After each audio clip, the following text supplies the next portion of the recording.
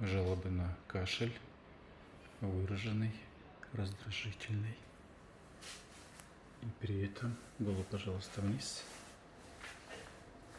Между шестым и седьмым шейным позвонками линия раздражения, то есть кашель имеет рефлекторную природу. Начальный кашель сопровождался неприятными ощущениями в этой области. Потом я поставил вокруг шеи иглы, а потом еще сместилось выше ощущение раздражения. И, соответственно, и на позвоночнике головы, пожалуйста, немножечко в бок вниз.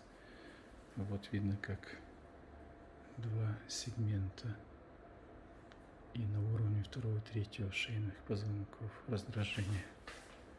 Вот эти уровни раздражения обеспечивают или отвечают за рефлекторный кашель.